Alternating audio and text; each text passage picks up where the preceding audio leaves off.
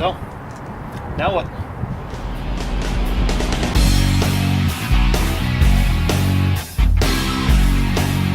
What's going on, guys? What's going on, guys? What's going on, guys? What's going on, Basement Bullet? Guys, I'm up here in Forest Lake visiting the video game store in the far north.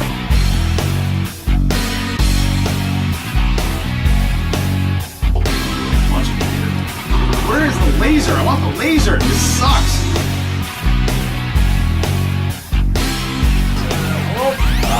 Can't stop it, so you gotta punch it. Yeah.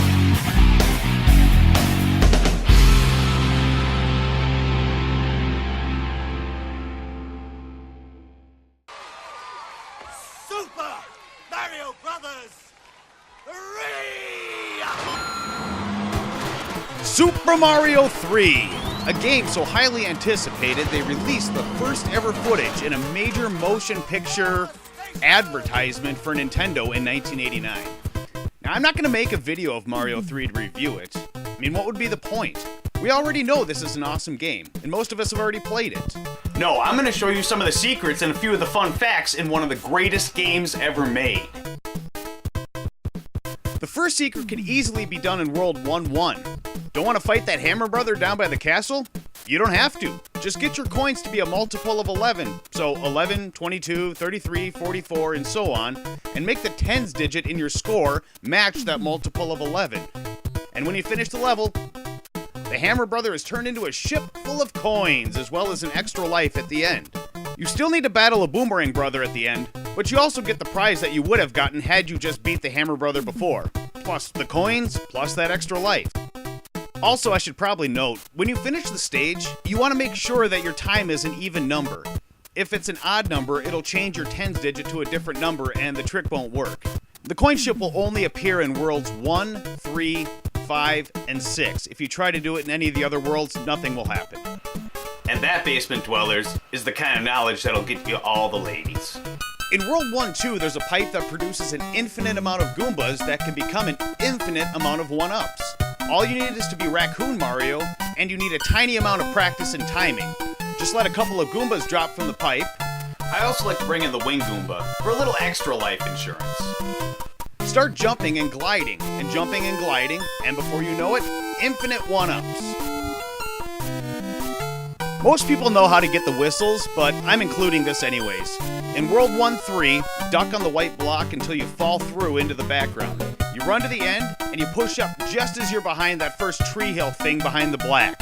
You'll get the first whistle from Toad. Anyone who has seen the wizard knows that the second whistle is in the World 1 fortress. Just be Raccoon Mario and fly above the screen where the first door is, and press up when you get to the end, and you'll get the second whistle. The final whistle is at the far right part of the World 2 map. All you need is a hammer from the Hammer Brother. Go up to the upper right part of the map and smash the rock that's blocking your path. Up there you will find the final whistle, as well as a frog suit. Now there's 3 suits in Super Mario 3. There is the frog suit, the Tanuki suit, and the hammer suit. If you're able to get to the end of an airship level and beat it without taking any damage while wearing the suits, the king will say something different from the "Thank heavens I'm back to my old self again." If you finish with the frog suit, he says, "Oh me, oh my, you've been transformed. Shall I change you back with this wand?" If you finish it with the Tanuki suit, he says, "Thank you, kind raccoon. Please tell me your name." And if you finish it with the hammer suit, he says, "Hey you, how about lending me your clothes? No dice? What a drag." There's a couple of special bonuses that can pop up as well. The first one everyone has seen, it's the item card game. For every time you score 80,000 points, this will pop up. There's actually still a reason to have points in a Mario game in Mario 3. Now there's 8 different variations of this mini card game. I used to have all 8 of these memorized and could finish them all without getting one wrong, but then I filled up my brain with useful things.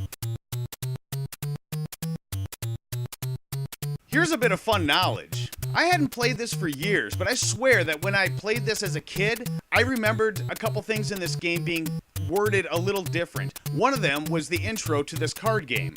On here, Toad says, "You can only miss twice."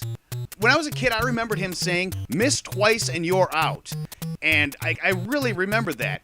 I looked it up online and I found out that I was not remembering it wrong. There are actually 2 different programs of Mario 3 for the 8-bit Nintendo out there. And I can see why they actually went and changed the first one. In this, there is a grammar error that would make half the people in a comment thread do this. The other one that I remember being different was in Princess Toadstool's letter at the end of World 2. When you beat Morton Koopa Jr. at the end of World 2 and you get the letter from her, in this game she calls the shoe Goomba Shoe. I distinctly remember her calling it Karibo Shoe, if that's how you pronounce it, I'm not sure. I remember her saying Karibo Shoe in the game that I played as a kid. Turns out I was correct here as well. Karibo is the Japanese name for Goomba, and I'm not sure if I'm saying that right, but that's how I've always said it in my head.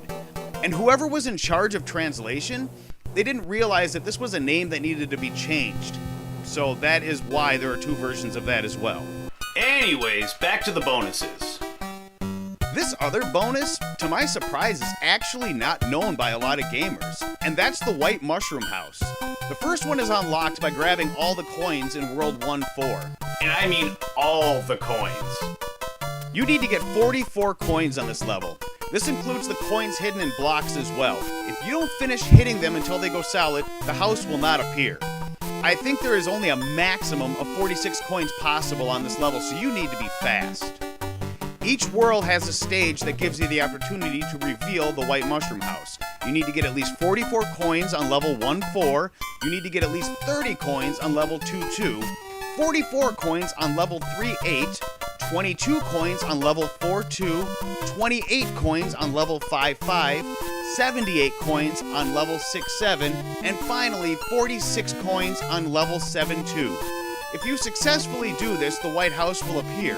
When you go in, Toad will give you a useful item. If you're playing in an odd number world, such as World 1-4, 1 being the odd number, you will get a P-Wing which allows you to fly over entire levels. If it's an even number world, like World 2-2 in the desert world, you'll get an anchor, which can be used to stop ships from moving if you die on them. There are 7 Koopalings guarding the end of the airship of each world, with Bowser being the final boss at the end of World 8. But did you know that almost all the Koopa kids are named after real people? Mostly musicians. Yeah, with the exception of Larry, the World 1 boss, each Koopaling is named after someone famous. The boss at the end of World 2, Morton Koopa Jr., is named after Morton Downey Jr., an over-the-top talk show host from the 1980s, who actually also starred in Predator 2 as the obnoxious reporter.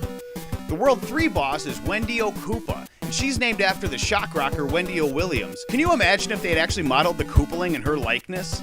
World 4's boss is Iggy Koopa, named after Iggy Pop. I can see the resemblance in those crazy eyes. World 5's boss, Roy Koopa, is named after Roy Orbison, which is why Roy Koopa wears those stunning glasses. World 6's boss, Lemmy Koopa, is named after, well, Lemmy, as in Lemmy from Motorhead. That is awesome. But why, if he's named after Lemmy, is he the smallest of the Koopalings and rolling around on a ball? Whatever. World 7 boss is Ludwig von Koopa, which I'm sure everyone knows or can figure out is named after Ludwig von Beethoven. He's even rocking that early 19th century hair.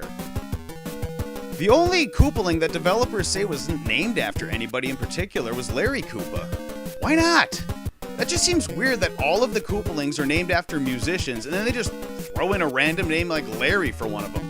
Why not Freddie, as in Freddie Mercury? But I suppose Freddie Koopa might sound too much like something else. I'll just say he's named after Larry Campbell just to keep the singer theme going. Or Larry from the Three Stooges, just because that would be awesome. On your way to Bowser, you can practically skip the ships in World 8 by swimming underneath them. Just make sure you're constantly pushing A to swim. There is little room for error, and you can easily die if your finger slips. If you make it all the way to the end and beat Bowser, there is a special surprise for you if you hold start at the end and select a new game.